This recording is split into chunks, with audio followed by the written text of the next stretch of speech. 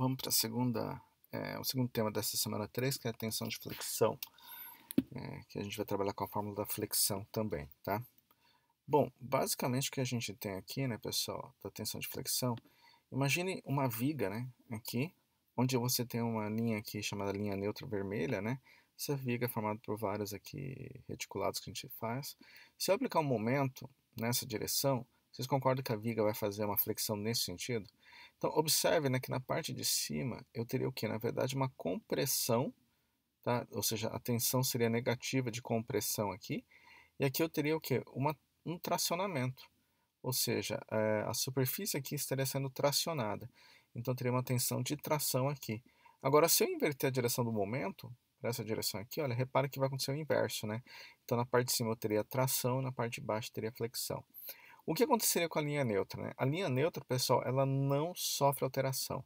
O comprimento dela inicial permanece constante, tanto quando você aplica um momento aqui de forma que eu tenho compressão na parte superior e tração na parte de baixo, como no vice-versa. Se eu aplicar uma tração na parte de cima e uma compressão na parte de baixo, a linha neutra, o comprimento dela permanece constante.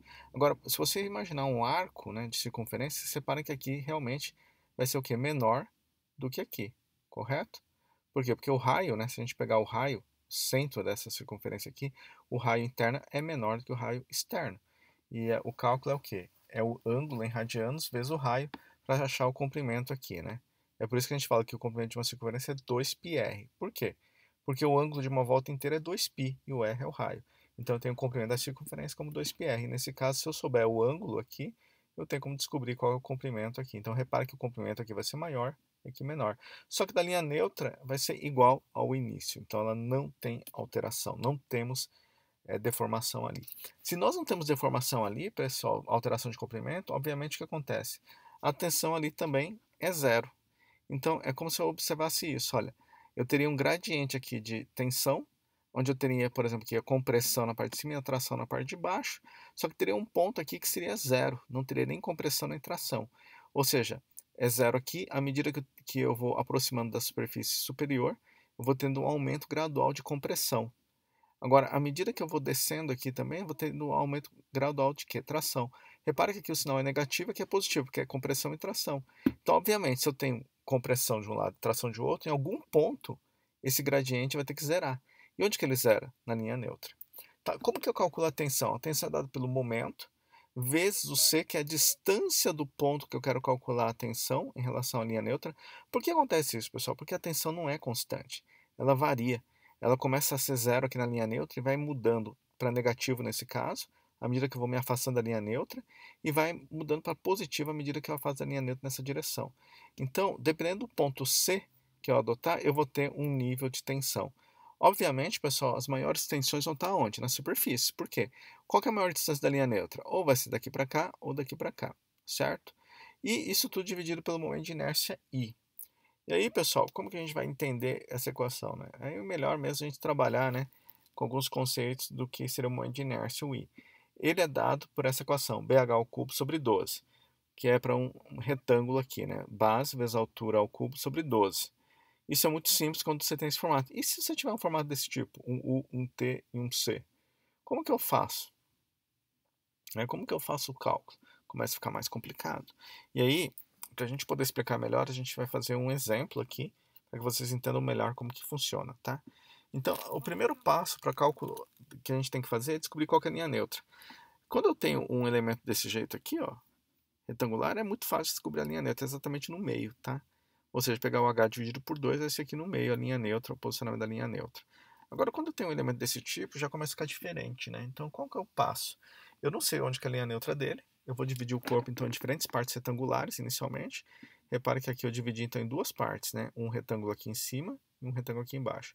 Podia ser 3 retângulos? Podia, ó. Colocar um retângulo até aqui, um outro e um outro. Tá, mas aqui fica mais simples trabalhar com esses três, né? Feito isso daí, eu defino um eixo de coordenadas aqui, tá, pessoal? Que comece em algum ponto, aqui começa o zero, em direção x e y. Ele vai estar aqui, ó, a partir daqui é zero em x e a partir daqui é zero em y. Isso é importante, tá, pessoal, definir esse eixo de coordenada.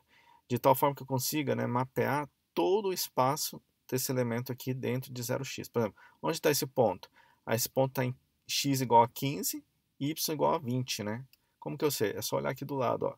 Daqui para cá é 15,5, né? Então aqui é 20 e daqui para cá é 15. Então esse ponto aqui é 15 em x e 20 em y. É importante ter esse sistema de coordenadas bem definido. O terceiro passo é o quê? Identifica agora a posição da linha neutra de cada parte retangular, ó. Essa parte retangular, onde que vai ser a linha neutra? Exatamente na metade. Se aqui vale 5, então daqui para cá é 2,5, por exemplo, né? E esse elemento aqui? Eu tenho a linha neutra, né? Que aqui vale 15, se a metade é 7,5. Mas qual que é a posição? É a posição em relação a esse eixo de coordenadas, pessoal. Então a linha neutra do elemento 2 é 7,5, porque é a partir do zero. Agora aqui não é 2,5, mas é em relação a esse ponto. Então é o quê? É 15, que é até aqui, mais esse 2,5, que dá 17,5. Repararam? Então, o corpo 1 aqui, a posição da linha neutra é o que? 17,5. E do 2 é 7,5. Feito isso aqui, eu vou aplicar essa equação, pessoal, que é a equação da linha neutra do corpo como um todo, que é baseada numa somatória da linha neutra de cada um dos elementos multiplicado pela área desse elemento dividido pela soma das áreas dos elementos.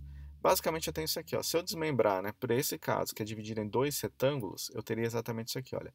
O retângulo 1, retângulo 2, chamar aqui então de y barra 1 linha, vezes a área de A1 linha, que é isso aqui, né, a área desse camarada, que é 15 vezes 5, e aqui o y2 linha, que seria desse elemento aqui.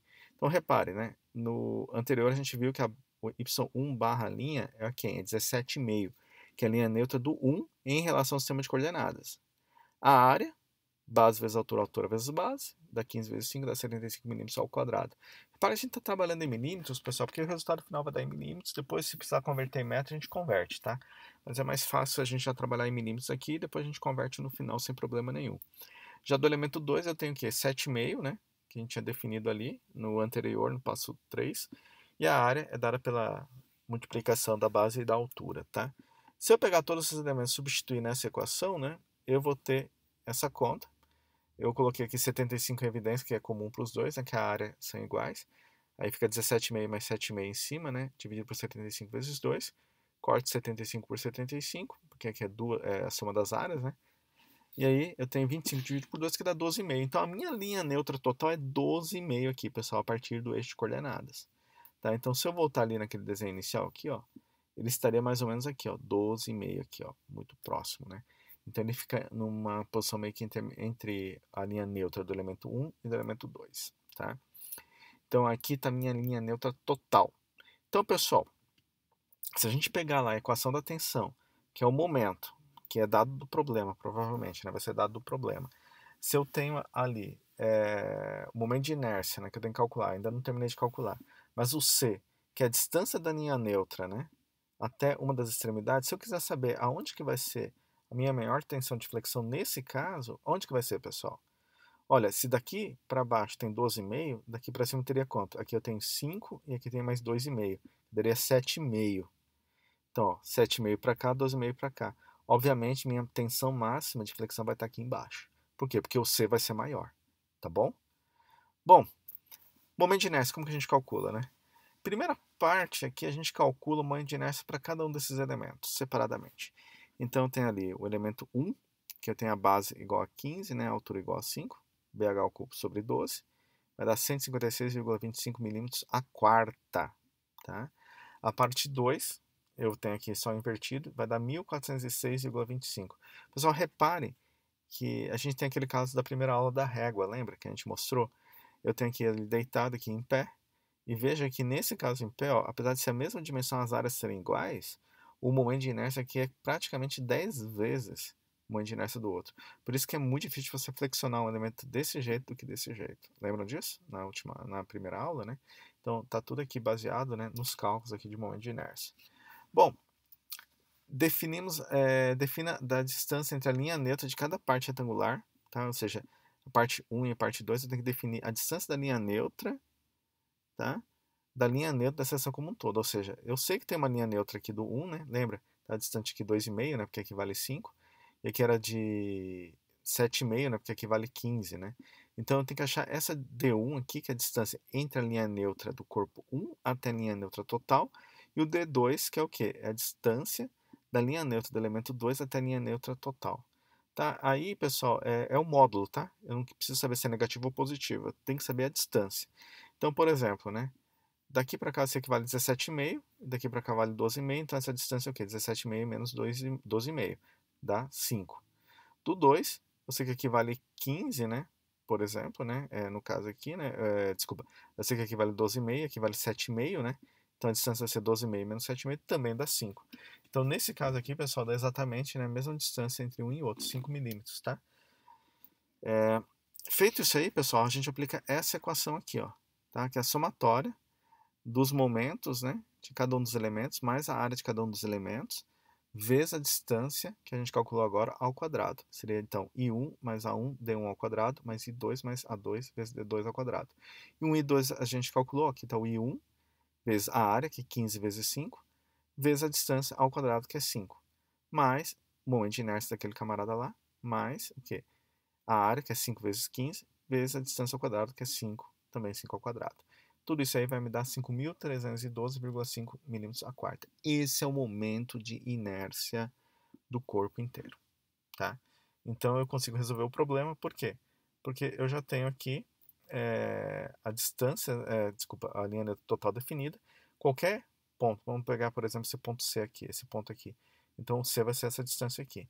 Obviamente, se eu quiser o máximo, eu vou ter que a maior distância que eu tenho, né, da linha neutra, que vai ser exatamente nessa parte aqui de baixo, tá? Então, com isso, eu defino o ponto C, o M é dado o problema e o I acabei de descobrir. Então, com isso, eu consigo calcular a tensão de flexão. Ok, pessoal? Obrigado, então, pela atenção. Bons estudos e fiquem em casa, tá? Não se esqueçam disso. Então, esse é o resultado final. Beleza? Obrigado.